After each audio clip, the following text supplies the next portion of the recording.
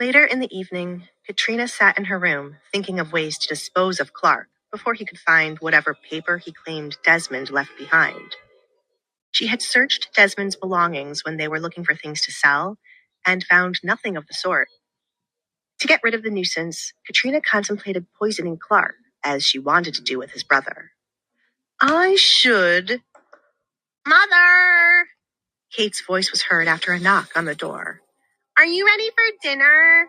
Uncle has already gone down to the table. I'm coming, Katrina called back. They could not leave Clark unattended, even though the servants would tell her about everything he did. Katrina walked to the door, shaking off her thoughts about the poison for now. She would inform James of it after dinner. You look wonderful. Is there a special occasion? She asked after she opened the door and found Kate dolled up. Yes. There's no telling if there will be any more surprise visits from Simon.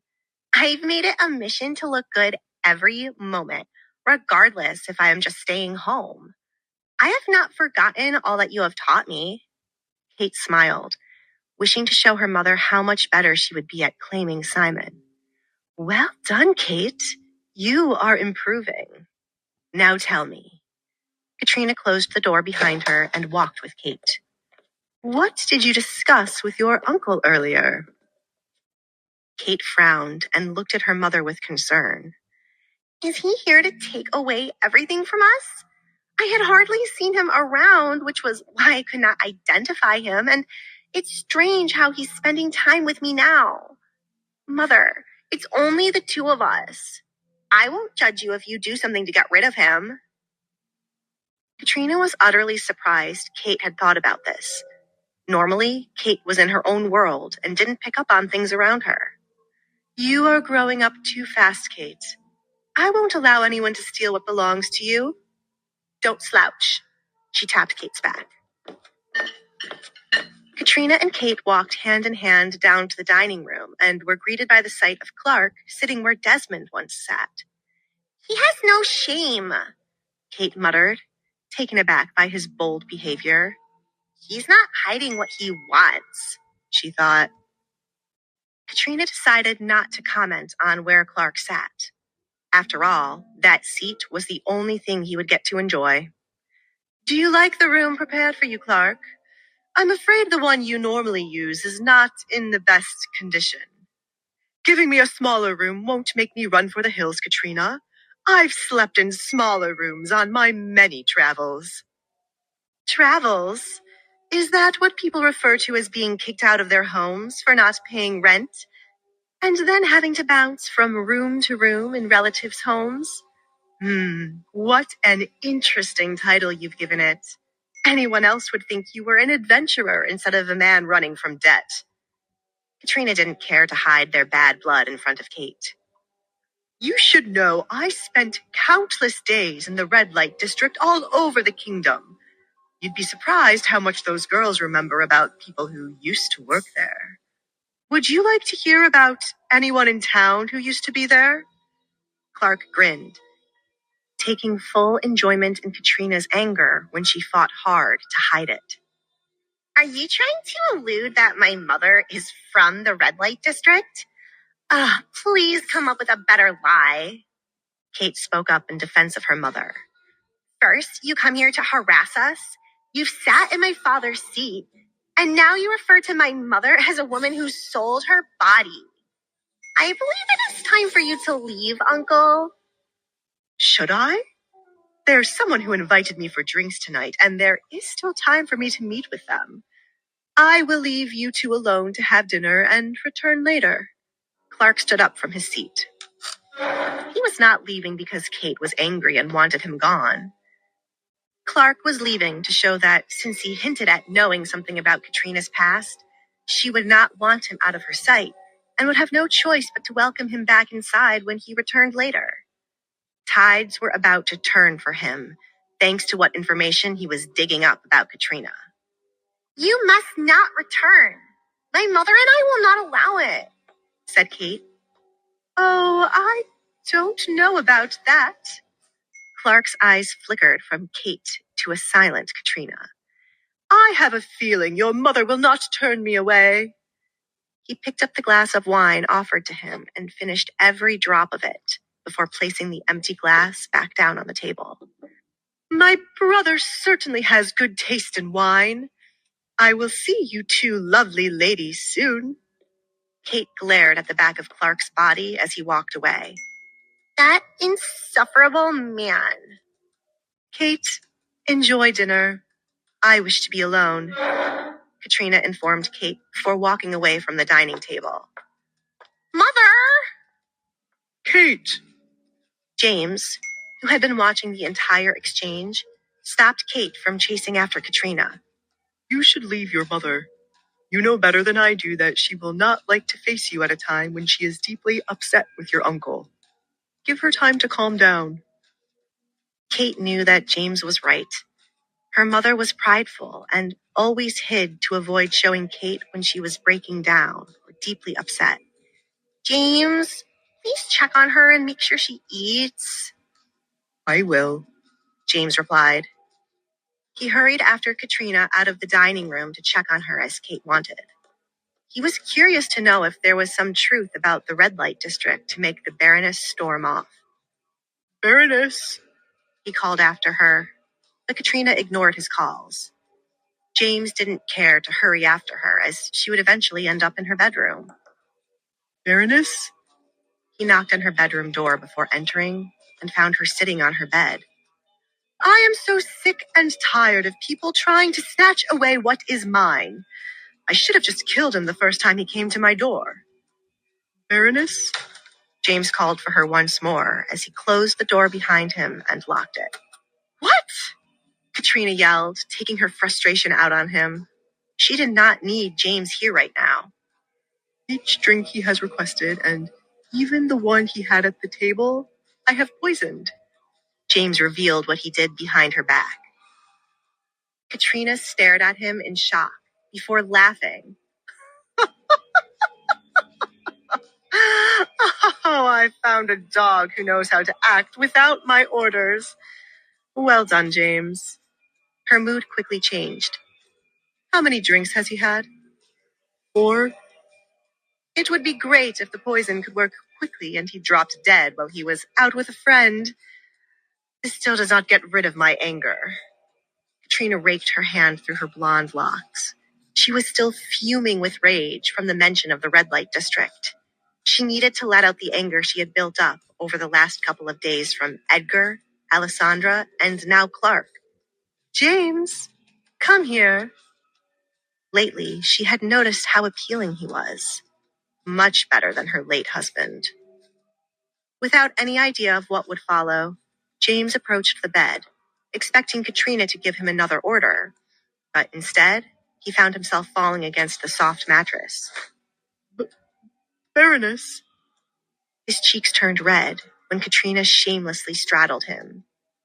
Do you have any idea how much of a torture it was to sleep with Desmond?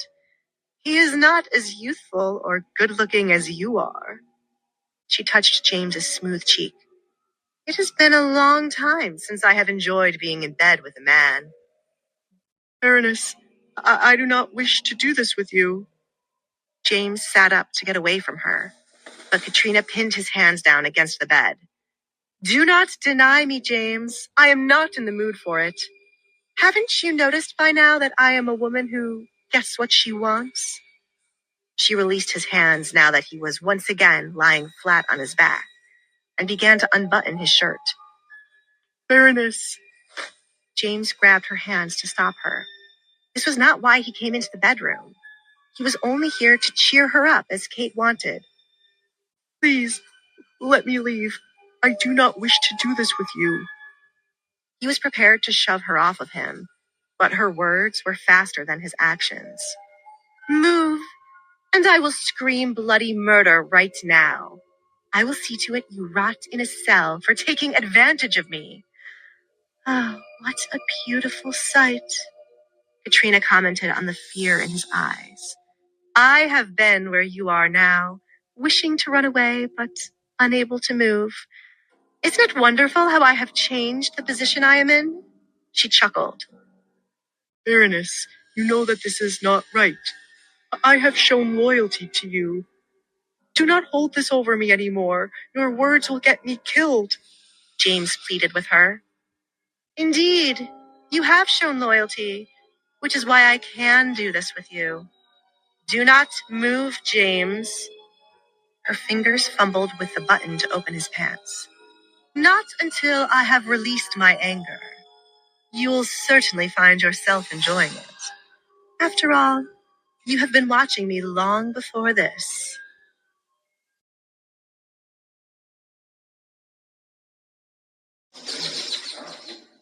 Has Alfred been feeding the two of you too much? I feel like you've gotten bigger while I was not around. I hope we can find your mother and take her in too, Alessandra said while she played with the two kittens using a feather she found. I bought gifts for you two. Why are the two of you nice to me when Edgar's not around? Where has Edgar gone? She looked at the door. Alessandra had not seen Edgar since their last conversation. He was giving her space, but wasn't this too much space? When was he planning on returning?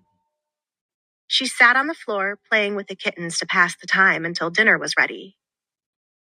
Sally visited for a short moment to see the kittens and informed Alessandra that she last saw Edgar walking around with Caleb. Caleb must be telling Edgar everything that happened today. He's my guard, but he's Edgar's eyes and ears when he's not around. I don't mind, said Alessandra. Before Edgar left, he asked how her day was and listened to everything she had to say. She knew he had to be curious about the conversation she had with Clark. Everyone seems to be more concerned about money and appearances rather than my father's funeral.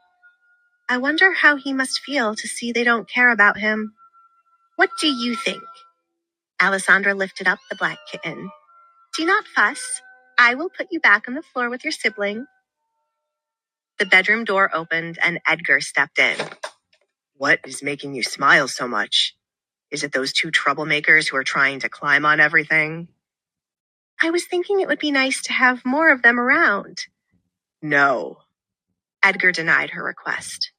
He was never a pet person, and only brought in the kittens because Alessandra lost the one she had before. He could not handle a bunch of tiny creatures running around. What about other animals? Like a dog. Certainly you would want a dog, said Alessandra. I have dogs, specifically hunting dogs. This is not a farm, and I am not a pet person. You aren't fooling me. Alessandra commented on the fact the kittens left her side to play around Edgar's feet, and he allowed them. You're the one who always says I can do whatever I want. Therefore, do not be surprised if you find the number of animals increasing daily. Do not be surprised when you find them disappearing, Edgar retorted. Where have you been all this time? Alessandra asked. With Caleb. Why? Edgar was amused by her question. Did you miss me? You just needed to say the word and I would have returned. I asked one simple question and you've jumped ahead with so many conclusions. Did Caleb tell you everything from the moment I left or just about my uncle? Just your uncle and the encounter you had with two young ladies from the past. I must know the type of people who speak negatively of you or try to harm you, so that I can be cautious in the future. I did not let him inform me of anything else. I don't plan to invade your privacy, Edgar truthfully replied. I am not upset by it. I know your reasoning behind having a chat with Caleb. I'm sure there are many dangers Caleb noticed today that I did not. He must have informed you. You have no idea how it feels to not be paranoid and constantly look over my shoulder. I was relaxed the entire time because Caleb was there, so thank you for assigning him to me. Edgar saw a golden opportunity arise at this moment. Shouldn't I receive a gift? A kiss on the cheek is always free. Alessandra couldn't help herself from glaring at Edgar. Why can't you just do things from the bottom of your heart without expecting something in return? Haven't you noticed by now that I am not that type of person? The sooner you realize that, the less you'll hear me asking for a kiss because you'll do it on your own. Imagine how wonderful that would be. Has the swelling in your feet gone down? Edgar carefully walked around the two kittens to go to her side. It has, but they are still red. I'm going to take a break from my shoes for a moment. I hope the maids won't be too shocked seeing me walk around barefoot. Then again, you walk around in nothing but trousers, so it should be fine. It is almost winter, and you are walking around almost naked. Alessandra only now realized the two negative sides of how Edgar was dressed. You'll catch a cold, and the maids will be distracted. She already saw how they snuck glances at him when he was fully clothed. I've been waiting for your jealousy and possessiveness to come out. Do not worry, Alessandra. My body belongs to you at the end of the day. Touch it all you want. Edgar spread his arms wide open for Alessandra to touch wherever she wanted. I am being serious with you, Edgar. Please wear proper clothes when you're walking around. At least a shirt with your trousers. Outside is cold, but the inside of the house is incredibly hot, and the only way to change that is by opening windows. Then, everyone will complain about the cold air. It's not like I've been walking around the house like this. I went straight to the privacy of my office, which only Alfred visits. Can't I do that? Edgar asked. Alessandra felt like there was a child before her, asking for permission to do something. It was true. If he was going to his office where it would only be him, Alfred, and Caleb, there would be nothing wrong, especially when areas of the house were certainly hot. You mustn't forget I hurried out of our bedroom without getting the chance to give you a moment to calm down your emotions. Edgar shifted the blame onto her. I forgot about that. Alessandra now remembered what happened earlier. She had arrived in the middle of him drying his hair. She was thankful when she returned and didn't find him there. That doesn't excuse the other times you have walked around like this. Sally speaks with the maids, and they've informed her of this being their entertainment, aside from the men outside training. I train outside shirtless because of the sweat. What will happen then? Must I wear a shirt and continue to be hot? No, but... Alessandra found herself trapped in a corner. Rather than beat it around the bush, she decided to be bold and say, I do not want the maids to be staring at you. Edgar ran the tip of his tongue along his teeth. He thought nothing for the rest of the day could top their earlier moment when he touched her breast, but he was proven wrong. Already she was coming out of her shell. Perhaps a bit too far, but why on earth would he stop her when it was getting so good? I'll train clad in armor if it pleases you. In return, you should only buy gifts for me. What? Alessandra didn't understand his request. I've only bought things for myself, you, the kittens, and the house. It's irritating that you have already forgotten one other gift, but I will let it slide. Perhaps I am that petty to take it away. I need to find Caleb after dinner.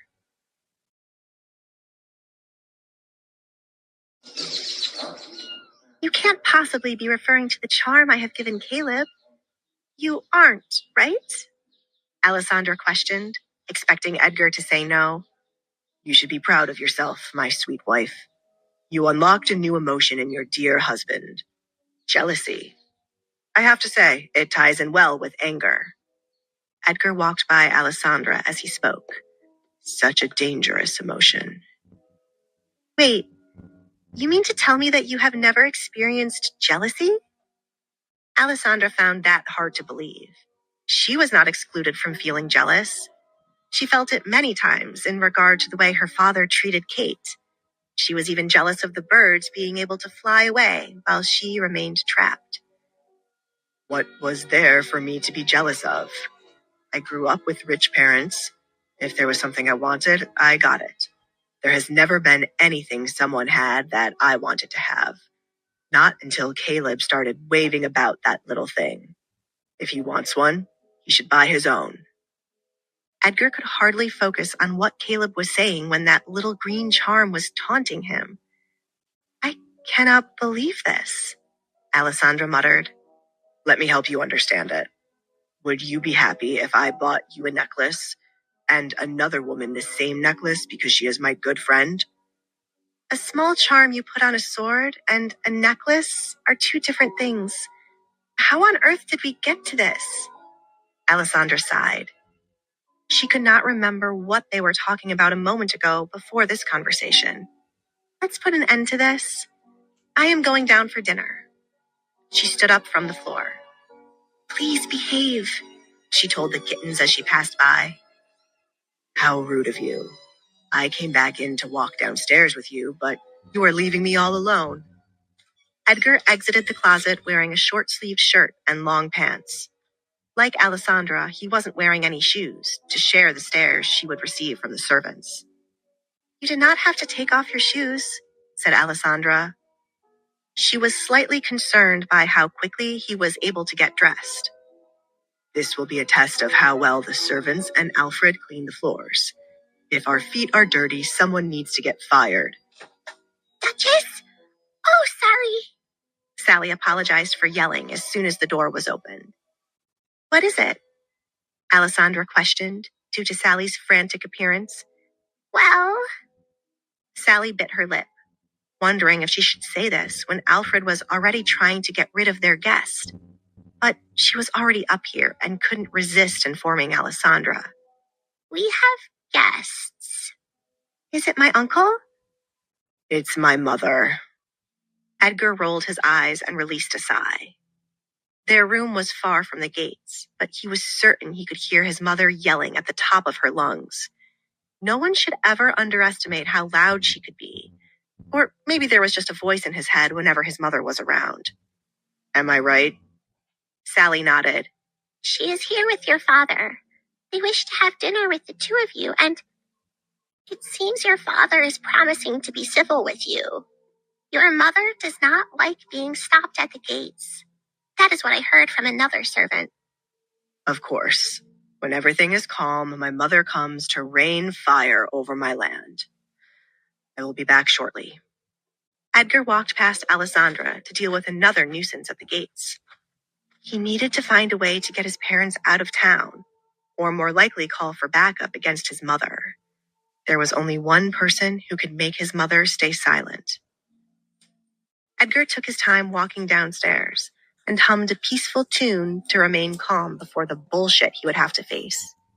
At least the men at the gates were doing their jobs correctly by not allowing his parents inside, no matter how much his mother yelled. Back to work or be fired, he informed the maids looking out the windows by the front door. Right away, Duke Collins. Edgar walked outside barefoot, unbothered by the pebbles of many shapes and sizes pressing into his feet as he walked. Edgar, I knew you would not leave us be, Priscilla said, delighted that Edgar had come out to let them in. The butler here is speaking to us as if we are common folk.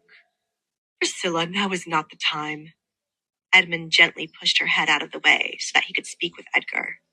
It is important, son.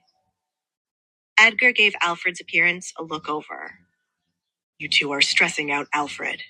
Only I can do that.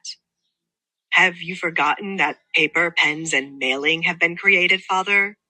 Return home and send me a letter. It is about the maid who died, said Edmund. Edgar looked down at his attire, then back up at his father. Do I look like a town guard to you? Whatever you know concerning her death, take it into town and help the guards solve the case. I don't care. It's your wife's fault for trying to spy on me, and now you're tangled up in this murder case. Son, I need to speak with you. Your mother promises not to disrespect your wife. You know that if it was something I could send on a simple piece of paper, I would not be here at your gates begging to come in. Edmund spoke the truth, and Edgar knew it. I believe that it is important, Edgar began, but I do not believe she will not disrespect my wife. Father, you can stay, but she must return home. Edgar, you cannot treat me this way. I have not come all this way to fight with your wife, only to be sent back moments later. I will be on my best behavior, Priscilla promised. Your best behavior has many flaws. It is rotten. I do not have the time nor the patience to let you ruin my marriage. You have your own marriage that you can continue to ruin. Leave me be. Alfred. Edgar lifted Alfred's head to make him stop looking at the ground. Do not bow your head to them. It's cold. Come back inside.